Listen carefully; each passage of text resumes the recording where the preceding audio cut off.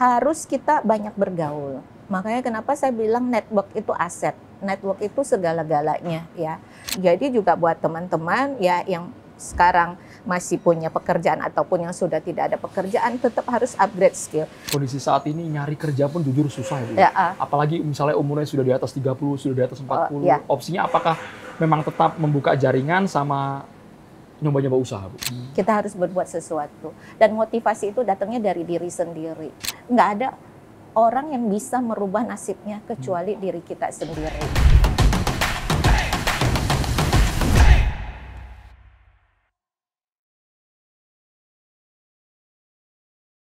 Podcast Orang Hebat kembali hadir. Kami biasanya selalu menghadirkan mereka yang menginspirasi, yang memotivasi, meskipun kondisinya berubah drastis. Saat ini saya sudah bersama dengan CEO TV One, Maria Goretti Limi. Sehat, Bu Limi? Sehat, alhamdulillah. Tapi bahasannya ini bahasannya yang saya agak nyesek sebenarnya di dada. Soal fenomena pemutusan hubungan kerja, PHK.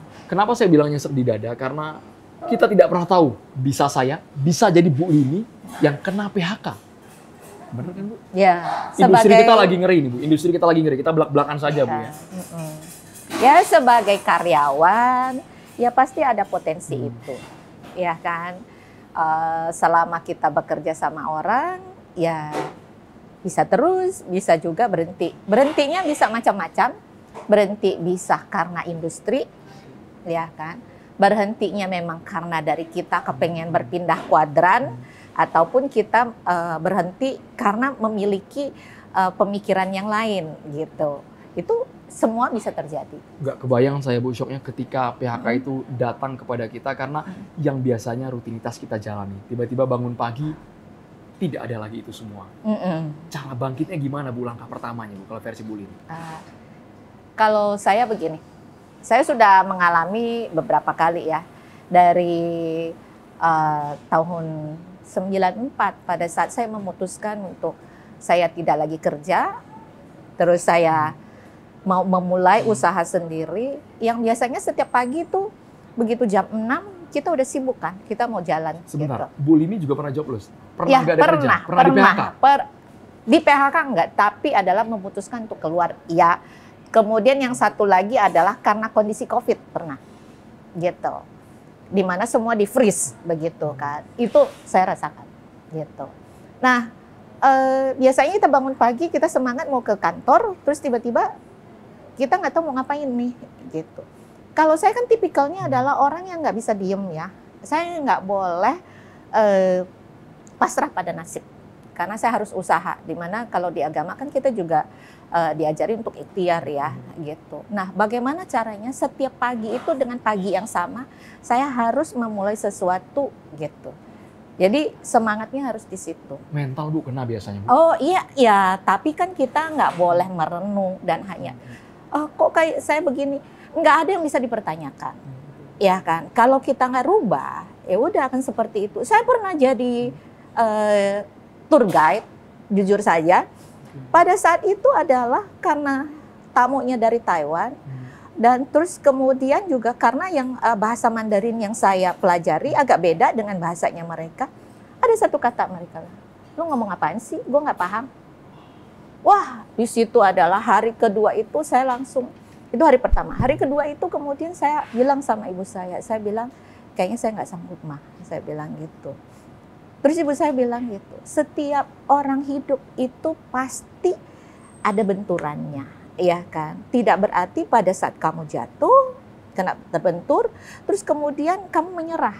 Ibu saya bilang, berangkat itu grup adalah tanggung jawabmu, perkara orang itu sini sama kamu cuekin. Tapi kamu bertanggung jawab dengan pekerjaanmu. Akhirnya saya tetap berangkat, saya tetap jalanin apapun, cuma satu orang yang sinis, yang lain enggak gitu. Tapi kan itu membuat mental kita down banget down, ya kan. Down. Habis itu malamnya saya ketemu yang koordinator saya bilang, lu nggak usah bayar gue. Lu nggak usah bayar gue karena gue tahu ada satu tamu yang enggak seneng atau nggak puas dengan servis gue. Tapi gue akan melakukan pekerjaan gue dan tanggung jawab gue sampai selesai. Gitu. Nah itu kredibilitas kita itu kita pertaruhkan dan kita tetap komit dengan pekerjaan kita.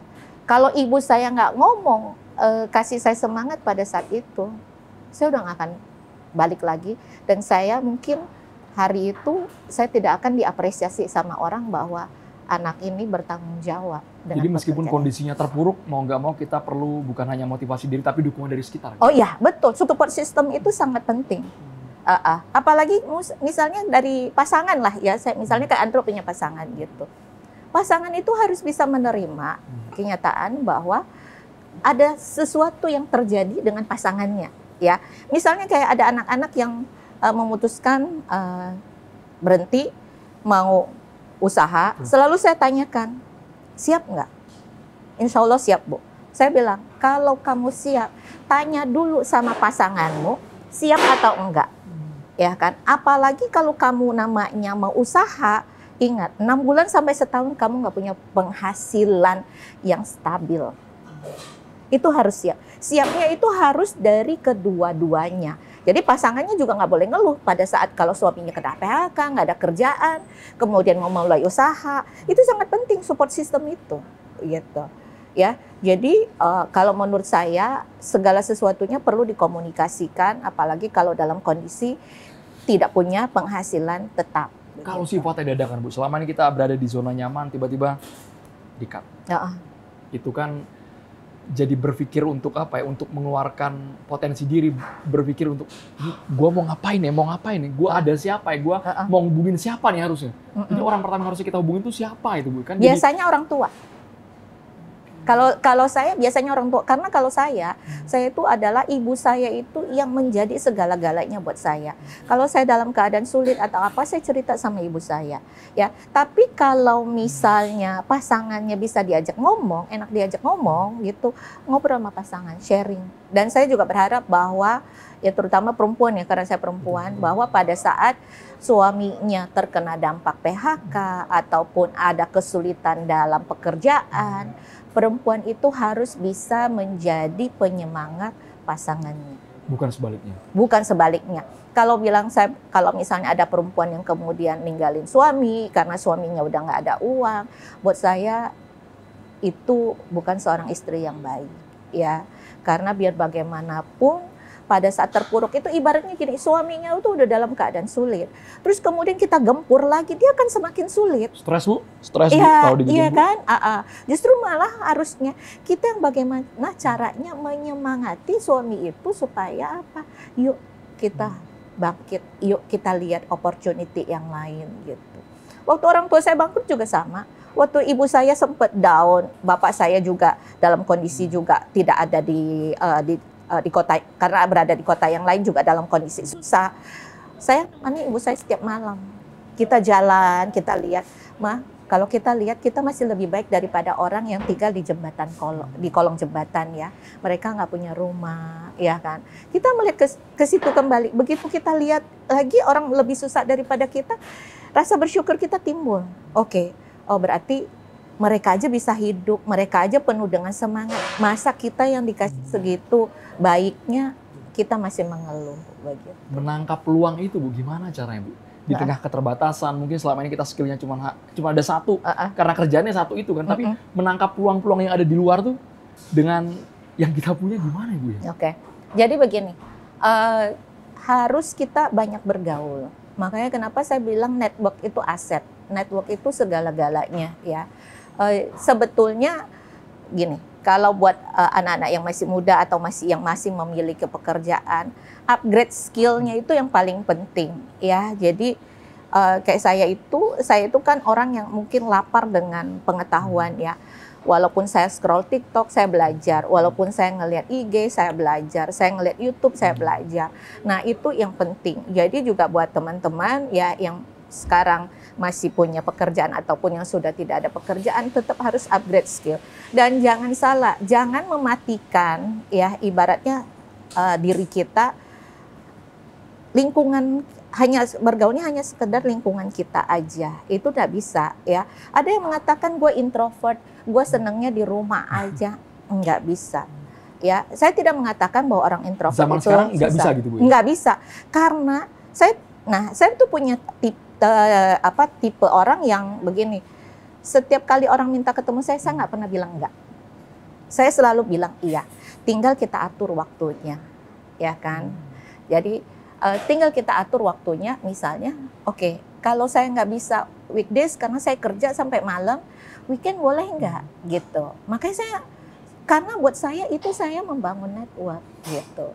Nah dari situ itu kan selalu muncul banyak hal gitu ya, kesempatan-kesempatan, terutama kesempatan gitu. Makanya dalam karir saya juga bisa dari sales, bisa dari produksi, bisa dari programming, ya kan. Dulu waktu lagi zamannya TV-TV lokal itu nggak ada yang mau jual program-program TV lokal, itu saya mulai pertama kali. Saya punya partner ataupun yang saya kenalan di Taiwan, akhirnya dikasih film-film dari Taiwan karena dia itu pemilik salah satu stasiun TV, dia kasih saya jual. Nah, saya itu mendapatkan fee dari situ. Nah, itu juga menjadi kesempatan kan, gitu. Nah, hal-hal seperti itu, saya juga pernah dagang. Mohon maaf saya katakan, saya pernah dagang yang namanya teh dalam kemasan botol, ya kan? Saya ngangkat satu kerat itu, ya itu saya jalankan. Ya, jiwa dagangnya ke bawah sampai sekarang. Iya, betul. Dan satu kerat teh botol itu untungnya hanya 500 perak. Nah, biasanya yang kesulitannya adalah kalau kita jadi pegawai itu kita merasa bahwa saya spend uang sekian, akhir bulan itu saya masih terima gaji kok. Jadi enggak apa-apa, toh akhir bulan saya masih terima gaji. Nah, ini yang salah, yang selalu banyak dilakukan oleh teman-teman kita tanpa punya planning yang jelas untuk maksudnya masa karena depannya. merasa aman ada gaji tiap bulan? Iya, karena ada fixed income. Akhirnya kemudian spend aja. Lebih banyak spendnya akhirnya gitu. Jadi uang untuk dia tabung ataupun dia investasi itu jadi sangat kecil gitu. Nah ini yang kemudian pada saat terjadi sesuatu dengan karirnya, dengan pekerjaannya, dia nggak punya safety net gitu. Dia nggak punya ibaratnya tabungan gitu. Nah ini yang sebetulnya nggak boleh. Kalau saya karena dari kecil diajarin adalah gimana caranya kamu punya penghasilan 100, tapi yang kamu tabung itu minimal 50. Kamu hanya boleh bergerak di 50. Gimana itu ya? Nggak, masalahnya kalau penghasilannya juga kecil gitu, kalau terbatas juga itu Bu ya? Mengandalkan pakai apa ya Bu ya? Gini, makanya ya, saya dulu kecil itu, walaupun penghasilannya kecil, Sabtu Minggu itu jadi saya trading. Tradingnya bukan trading saham atau apa ya. Saya Sabtu Minggu itu jadi ada orang yang kebetulan dari network tadi lagi, dari Amerika, bilang saya ini mau underwear dari Indonesia, bisa dicarikan nggak? Saya datengin tuh ke pabrik-pabrik, ini saya ada klien cari underwear dari Indonesia buat dikirim ke Los Angeles gitu kan. Terus dari situ kemudian dapat tambahan uang. Mencari sumber pendapatan di luar. Iya, betul. Tapi tanpa mengganggu pekerjaan kita ya. Gitu. Jadi saya lakukan itu pada saat Sabtu dan Minggu dulu. Opsinya jadi Bu Lini kalau melihat kondisi saat ini nyari kerja pun jujur susah ya Bu. Ya, apalagi misalnya umurnya sudah di atas 30, sudah di atas 40. Ya. Opsinya apakah memang tetap membuka jaringan sama nyoba-nyoba usaha Bu? Bisnis. Dengan modal yang ada, dengan modal terbatas mungkin. Oke, kalau misalnya dibilang mau usaha, yang penting kita sanggup enggak bahwa mau usaha itu butuh proses dan itu tidak langsung jadi. Ya, 6 bulan 1 tahun kita harus siap bahwa kita tidak punya penghasilan tetap. Itu sanggup enggak gitu. Nah itu harus harus benar-benar juga harus komit gitu kan. Aku pernah 3 tahun 4 tahun nggak pernah beli baju, sama sekali nggak pernah beli baju baru gitu. Karena itu harus komit dengan dengan planning kita yang ada gitu. Bahwa saya nggak punya penghasilan tetap. Saklek berarti nabungnya harus saklek ya Bu? Saklek gitu. Ya, saya misalnya udah katakanlah baju saya selama 3 tahun, 4 tahun saya nggak boleh belanja. Ya udah, saya di situ. Terus misalnya saya makan gitu kan. Dulu nih, saya kalau misalnya makan, kita kan senang jajan keluar. Saya juga harus saklek. Saya itu kerja jadi saya bawa box. Jadi bawa makanan dari rumah. Lebih hemat. Lebih hemat. gitu. Itu kita lakukan. Nah, kembali lagi kalau buat teman-teman yang ingin usaha, ya juga harus tahu bahwa usaha itu dalam waktu 6 bulan, setahun nggak punya penghasilan yang stabil begitu. Ya, dan juga begini. Kalau kita usaha itu kan kita ngumpulin receh. Kecil kalau cuma dagang ya, sedikit gitu. Nah, itu pasti biasanya itu nggak tahan. Kok saya cuma untungnya 10.000 sih?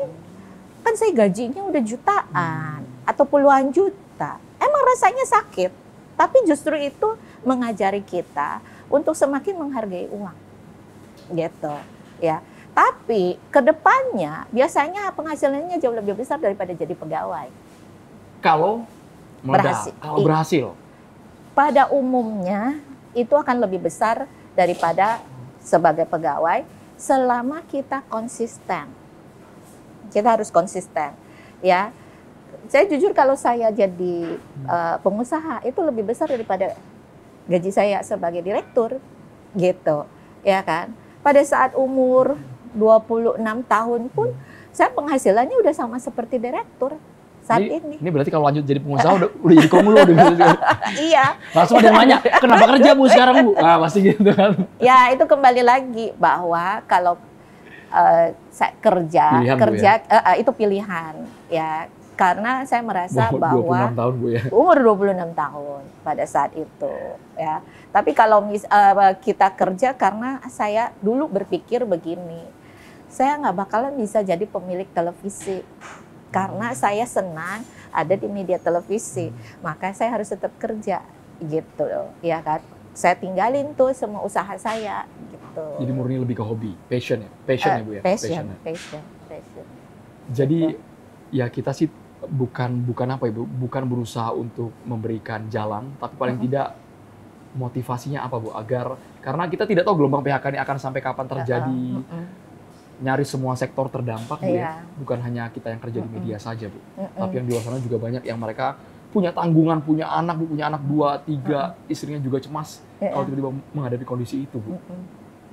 Ya begini, kembali lagi daripada kita diam, kita harus berbuat sesuatu. Dan motivasi itu datangnya dari diri sendiri, ya. Itu. Walaupun saya bilang harus ada support system, tapi support system juga terkadang akan merasa bahwa nih gue udah ngomongin baik-baik sama dia, gue udah bagaimana caranya membangkitkan semangatnya dia, tapi ternyata dia tetap aja nggak mau bergerak. Ya udah deh kayak begini aja. Nggak ada orang yang bisa merubah nasibnya kecuali diri kita sendiri, ya. Apalagi di zaman teknologi ini banyak sekali yang bisa dilakukan. Jadi afiliator, mungkin jadi afiliator itu ya uangnya hanya mungkin ya sekali transaksi hanya 1.000, 2.000. Tapi harus dengan ada konsistenan baru bisa menjadi jutaan. Sama dengan dagang. Kalau saya kembali lagi, saya ingat ibu saya dagang ya, karena satu dan lain hal bangkrut, kami harus pindah ke Bekasi di Bulak Kapal situ tuh di Perumnas 3. Hari pertama itu nggak ada yang beli. Jadi pernah dalam kondisi zero atau mungkin minus ya Bu ya? Iya.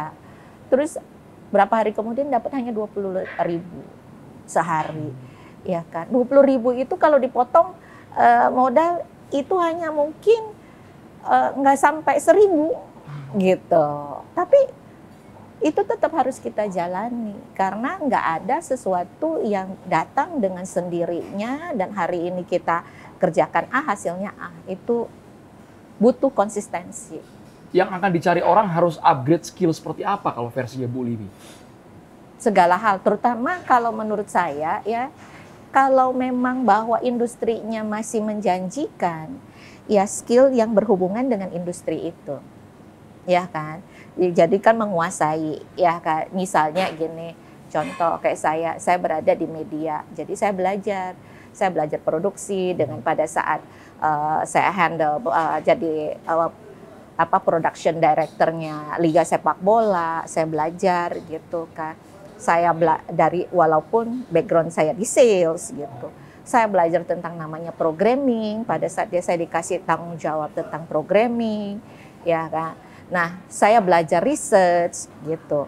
Pada saat saya tahu bahwa di mana industri televisi, currency-nya adalah rating dan share. Saya ngomong-ngomong, saya pernah juga loh sampai mampir kerja di Nielsen. Bagian rating dan share ya. Bagian rating Jadi dan tahu share. hitung-hitungannya gimana, Bu, Jadi, ya? betul, betul. Nah, hal-hal kayak gitu itu, jadi saya berusaha untuk tetap berada di dalam industri yang saya tekuni, gitu. Jadi jangan hanya berpikir, ya udah gue cuma bisanya jadi kameramen, udah kameramen aja.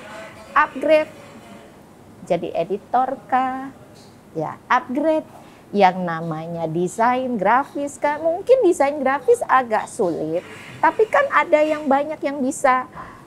Sekarang sudah ada aplikasi-aplikasi yang mempermudah gitu. Ada AI, ada ChatGPT. Iya, betul. Masih prom ya, Bu, ya? Betul. Nah, itu upgrade skillnya ya, yang itu masih related dengan keahliannya, yang keahlian dasarnya dia itu. Baik, Bu Limi. Bu, kalau kita bahas PHK ini jelas ada orang yang terdampak, mereka sedih, Bu. Mereka mungkin marah, mereka kesal sekali karena bebannya besar ya, Bu, kalau kena PHK. Oh, Jadi, iya. menurut Bu Limi, pesan yang harus disampaikan kepada mereka, kita harus bangkit, kita harus apa, Bu? Ya, harus bangkit. Ya, nggak ada jalan dan tidak ada kata lain selain daripada bangkit. Hidup tidak ada yang lurus, ya. Ada naik, ya, ada turun, ada naik, ada turun. Ya, saya ingat teman saya yang boleh dibilang salah satu orang terkaya di Taiwan. Justru dia mengajarkan, nggak apa-apa. Orang hidup itu nggak ada yang begini. Justru pada saat kamu naik, kamu diingatkan, gitu ya. Bagaimana caranya kamu pada saat kamu punya sesuatu, kamu berbagi. Pada saat kamu turun, kamu introspeksi lagi, kenapa saya turun ya? Apa yang membuat saya turun ya? Tapi kemudian nanti naik lagi, nanti turun lagi, itu udah pasti naik lagi. Tapi secara kalau kita tarik garis, itu ada peningkatan. Gitu. Ya sama kayak orang trading saham lah gitu ya kan.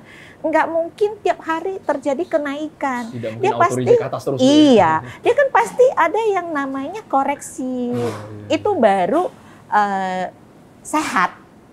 Ya kan, saham yang sehat kan seperti Bukan itu. saham gorengan ya, tiba-tiba Iya, naik. iya, gitu. ya terus turun sedikit koreksi, terus kemudian naik lagi gitu. Nah itu sesuatu hal yang wajar. Jadi juga tidak perlu meratapi nasib, ya. Terus kemudian tidak berbuat apa-apa, nggak bisa, ya. Ini yang menjadikan Bu Limi Gigi ini role model siapa sih, bisa ya pikirannya bisa terbuka, pernah nggak kerja 3-4 bulan tapi bisa bangkit lagi. Ibu saya, kami itu kan pernah sampai pada tahap tidak punya uang beli beras. Itu. Jadi ya itu yang harus kita hadapi gitu. Jadi bagaimana caranya kita dapat uang.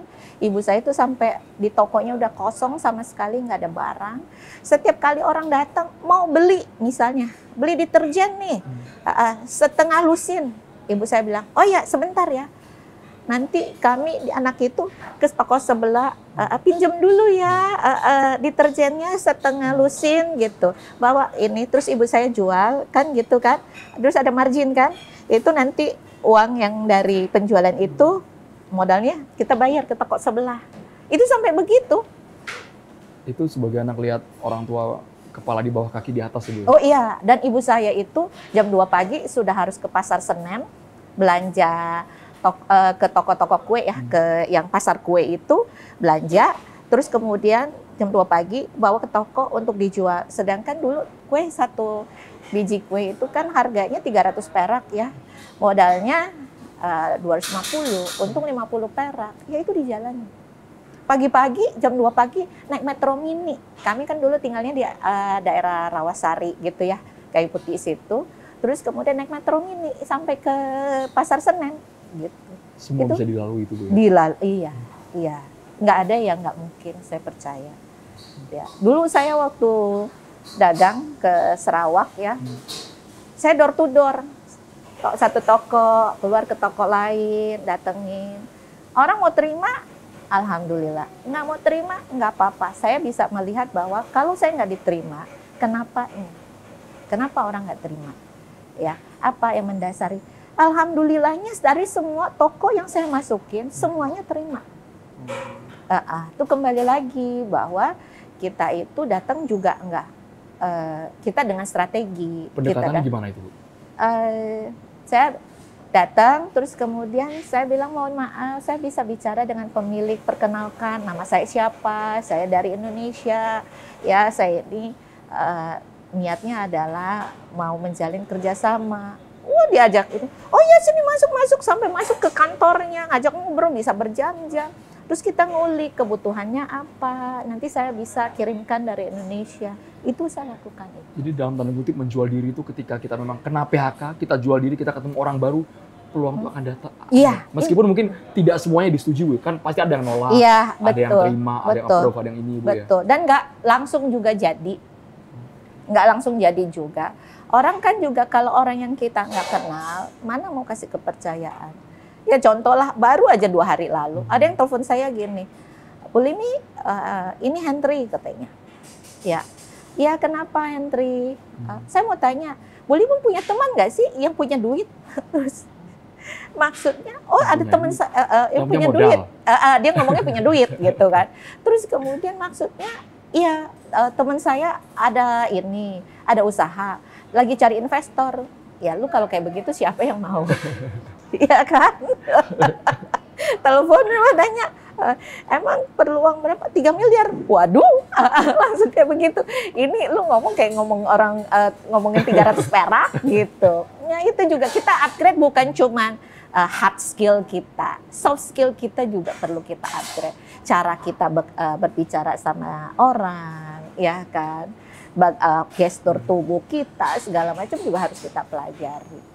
Dan udah nggak boleh sombong lah gitu. Saya juga ada dulu keluarga saya ya, dia merasa begini.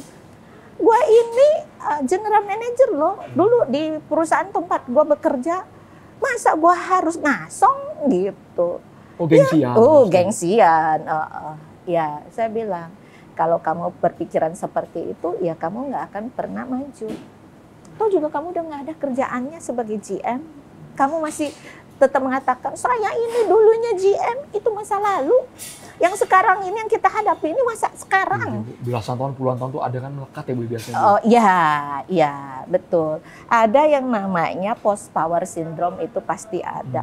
Tapi pada saat kita itu terbentur, jangan lagi berpikir gengsi, jangan lagi berpikir post power syndrome. Ya, nah juga buat teman-teman yang masih bekerja.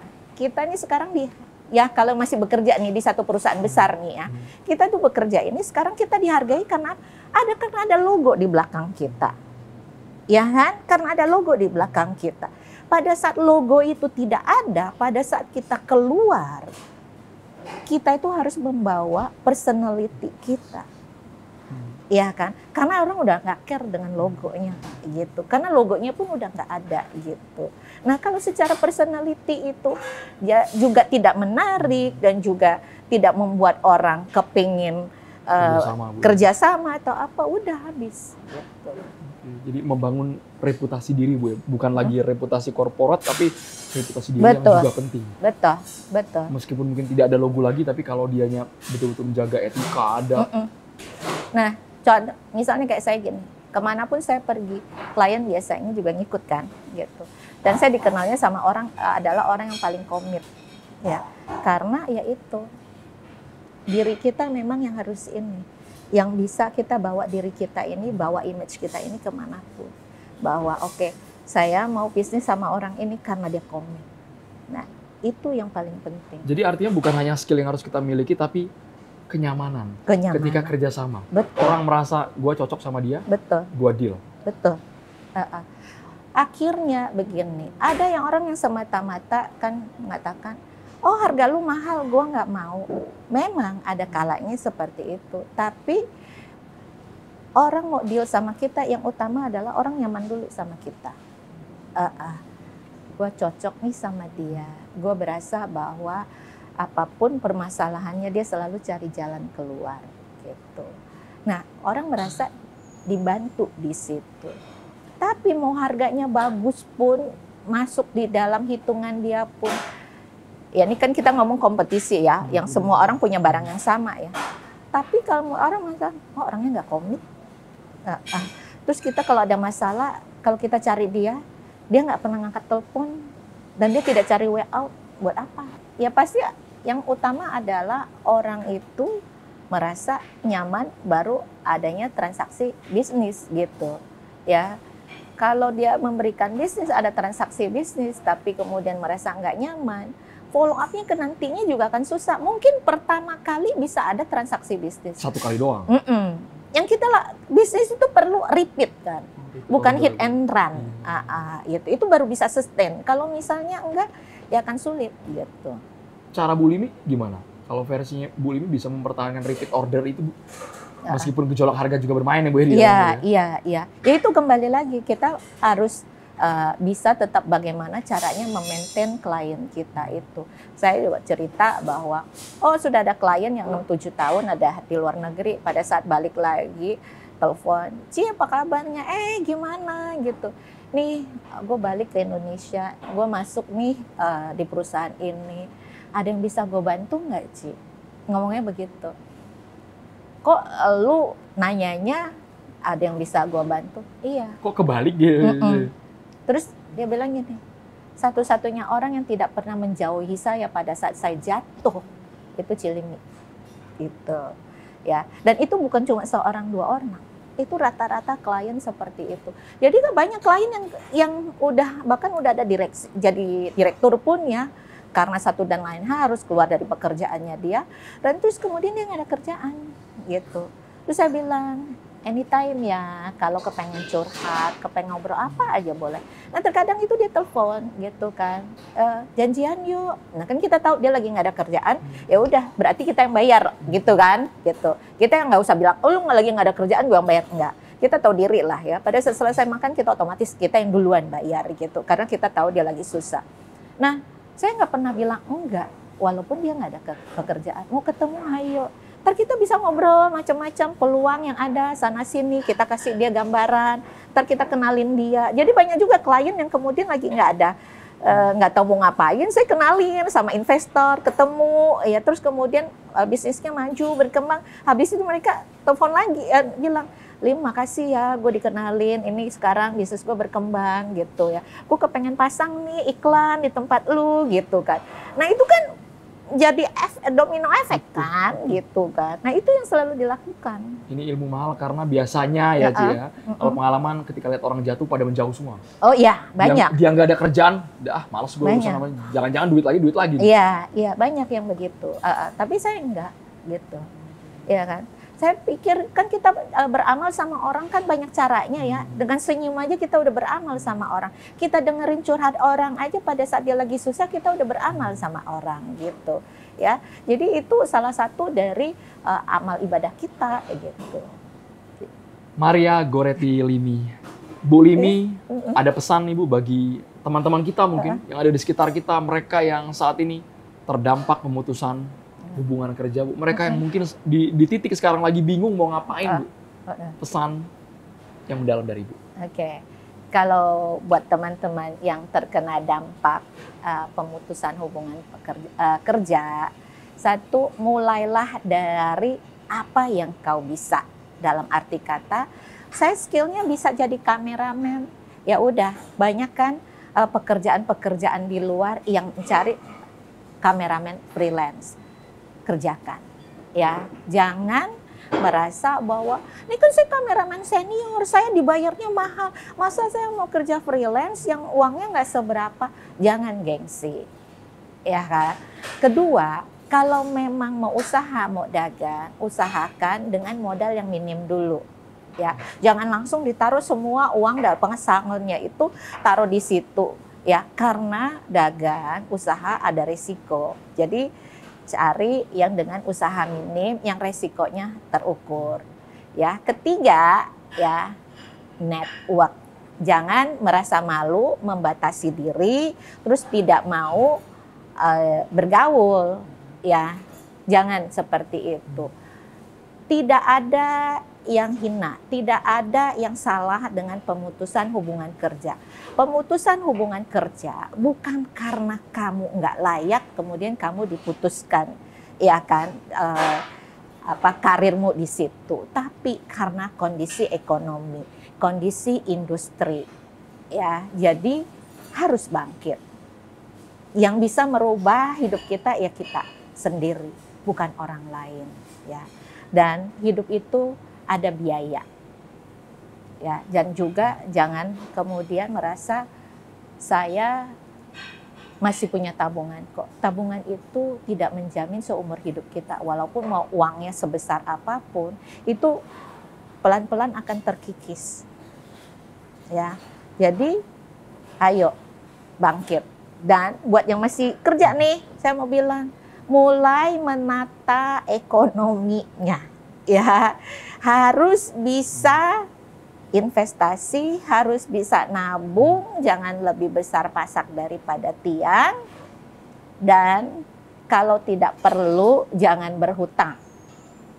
Gitu. Yang biasanya yang cicilan handphone gitu. Ya, ini lumayan kok, sebulan cuma bayar 500.000. Tapi kalau misalnya ditotalkan, berapa gapnya atau selisihnya kalau kalian beli cash? Aku handphone aja pakai 8 tahun masih tetap dipakai. Gitu. Nggak peduli orang mau ngomong apa. Saya handphone 1 juta juga nggak apa-apa buat saya. Karena buat saya yang paling fungsinya, bukan gengsinya. Ya, jadi orang mau bisnis sama kita bukan karena berapa harga handphonemu, ya, tapi pribadimu, gitu. Itu yang terpenting. Terima kasih banyak CEO TV1 Maria Goretti Limi.